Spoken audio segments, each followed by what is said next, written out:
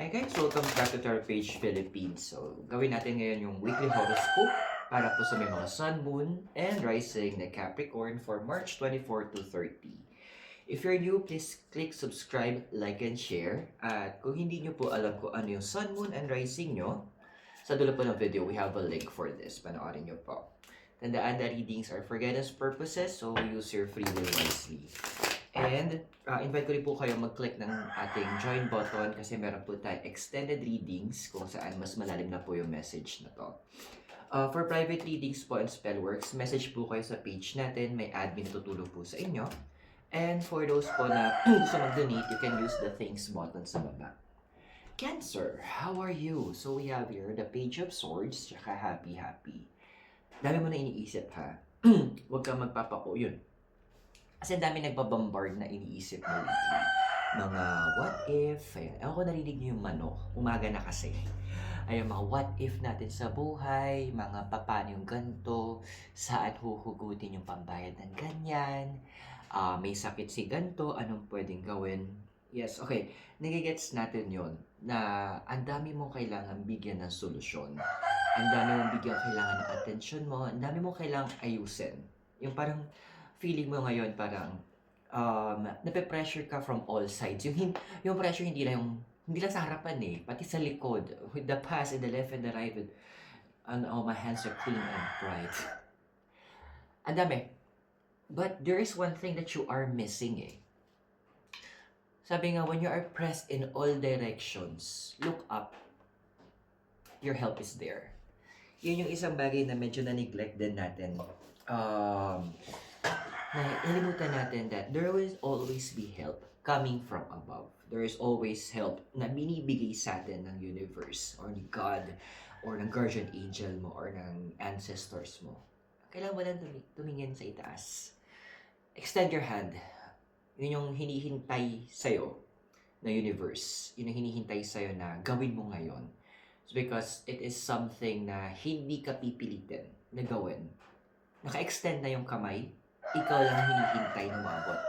Kung familiar ka doon sa painting ni Da Vinci yata, yan sa Sistine Chapel, yung si God nakaabot ng kamay, ganon, diretso siyang ganyan.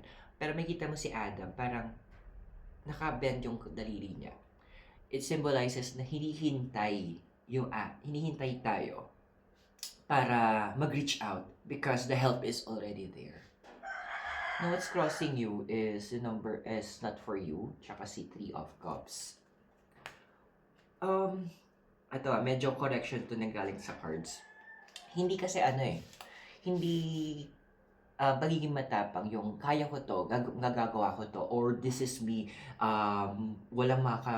okay lang kahit I'll be strong, pipilitin ko maging malakas.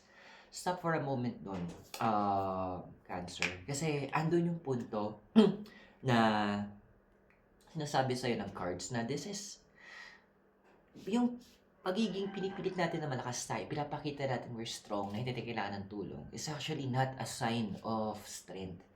It is also a sign of our weakness Strongest people, sila yung may kaya silang umamin sa sarili nila na hindi ko kaya, I need help. O yung pagod na ako, pasandal saglit. O yung pwede bang huminga ako sa'yo ng nararamdaman ko. Those are actually the strongest people. Kasi it takes a lot of courage para maging honest tayo sa nararamdaman natin. Na maging totoo tayo sa ating pinagdadaanan. Of course, ando na sinasabi din, be wise din naman kung sino yung ating pagkakatiwalaan, kung kaya i-share yung ating nararamdaman. Yung desire card mo is the Star, and chaos and conflict. I mean, tuwa na kahit na ganun na, nagkakaroon ka na ng internal conflict, andoon na napapagal ka, napapagod ka na. Hindi pa rin nawawala sa'yo yung pagiging dreamer. Hindi pa rin nawawala sa'yo na, ay, dapat ito yung i-achieve ko. Ay, dapat ito yung aking abutin. That this is the one I need to follow. Na ito dapat yung aking i-take, sabi nga, or sundan. The desire for greatness pa rin nandun So, nakakatuwa kasi Totoo naman eh. Kapag andun na nakafocus na tayo doon sa desires ng heart natin at andun tayo nakafocus tayo sa plan ng universe para sa atin, madaming maiinggit talaga. Madaming manggugulo, madaming maninira along the way, madaming magpapato ng kung ano-ano, mga masakit na salita sasabihin na, ay, hindi mo kaya yan, or hanggang dito ka lang, wala ka namang gantong capacity. Pero, yun nga yun eh. Yun yung gagamitin mo as inspiration to prove them wrong. Na ha, yan yung sinabi mo, pero eto yung pinapapatunayan ko sa'yo. And sinasabi lang, actions will speak louder than words. In this case sa'yo, results will show them that they are wrong. Pakita mo mali sila. Hindi mo kailangan magsalita. Kaya mo sila mapagod, nakakadaldal. Habang ikaw napapagod ka, ina-achieve mo naman yung goals mo. At least yung sa'yo, may results. Sa kanila, hanggang ganun lang. Yung foundation mo is a Six of Cups and go the distance. You know what? You need to get out then as well, Cancer. Get out in the sense na huwag ka mag-focus na, ay, ito na yung kaya kong gawin eh. Remember sa star, na para sa'yo, your goal, may aabutin ka. Isipin mo na lang, nung time ng birth ni Christ, di ba may star na nag-direct doon sa 3 wise men, doon sa mamagay, papunta kung saan pinanganak si Jesus. So, umalis sila doon sa country na kung saan sila comfortable, kung saan sila safe to find the king. Yun din yung pinapaalala sa'yo. Get out of your comfort zone. Andoon na try something different, something new. Go and follow that star. Sundan mo yung between sa langit. Sundan mo yung between na ginawa para sa'yo. Yung goals, yung desires mo. Yes, makalabas ka sa comfort zone mo. Pero yun na yung purpose nun eh. Kasi, opportunity is everywhere. Kung andun ka lang, andun ka lang sa gitna, andun ka lang sa kung nasaan ka ngayon, you will not find growth. So, this is a challenge ng universe sa'yo that you go ahead and find out where yung mag-value ka, kung saan magiging maganda, yung magiging mas lalago ka. And it is a time naman na para i-focus mo naman doon sa personal growth mo. Na personal growth, hindi lang naman totoo sa pera eh. It could be a lot of things. It could be a mental growth, emotional, spiritual, physical, and daming aspect. Even relationships. So, find that star. Now, sa past, na influential sa'yo is the Ace of Wands, tsaka si Unfinished Symphony. Dude, may mga bagay in the past na, yes, may mga sana, bakit kaya, may mga ganun pa rin tayong questions. Pero, unfortunately, hindi lahat ng tanong natin masasagot. Hindi lahat ng gusto nating malaman is mabibigay sa atin. Because there are people na, siyempre, kailangan yung advice nila, kailangan yung sasabihin nila, o yung sagot nila. Pero, hindi natin mapipiga sa kanila yon. So, because at the end of the day, may free will sila na hindi sagutin ito. Sometimes, yung kasabihan niya, it is what it is. Kung ganun na yun, wala tayong magagawa. Let's move forward. Yes, mag-iiwan yun ng tanong sa atin. Pero just like sa pag-take natin ng exam, if say, let's 1 to 20 yung items ng exam, hindi ka naman may iwan doon sa, kunya, hindi mo masagot yung number 5. Hindi ka naman doon titigil na. Tapos hindi mo nasagutin yung 6 to 20. Ang best technique ginagawa natin yun, di ba? Kapag di masagot yung number 5, let's go to the number 6. Sagutin natin yung mga kaya sagutin. Then, balikan na lang natin number 5. Same thing with life. Minsan may mga bagay na hindi natin masasagot for now. Hindi mabibigyan opportunity.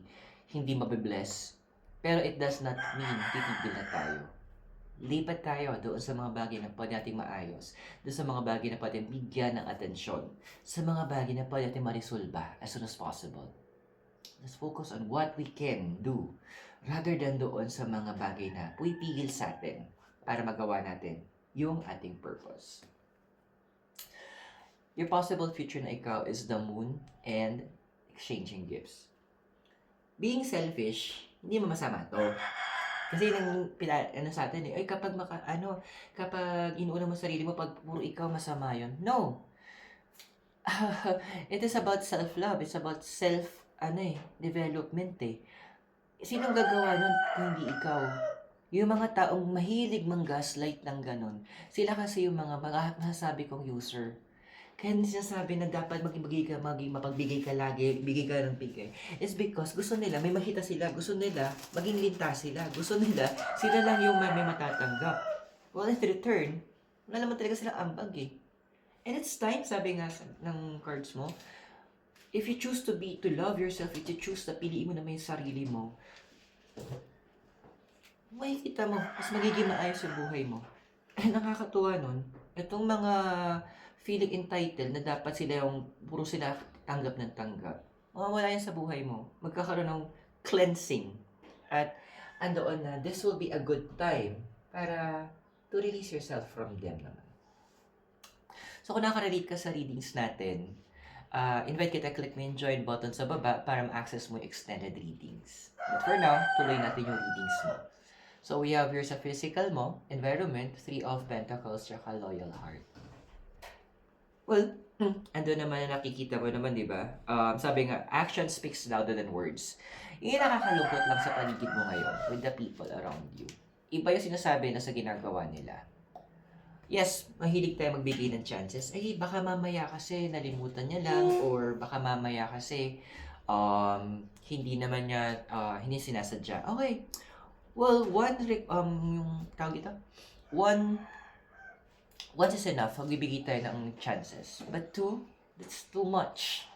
3, sabi nga, is a poison that could kill. Limit the opportunity sa binibigay mo din. Kasi, kung magiging abusado naman sila sa, nagiging understanding ka, sayang, there are other people who could benefit from it na pag sila yung tumanaw ng utang na loob, ando na pa nabigyan mo sila ng chance, they will make, kumbaga pagyayamanin nila. Huwag natin ubusin yung oras natin sa mga tao na ang ending lang naman ginagawa nila is paulit-ulit lang naman yung mistakes.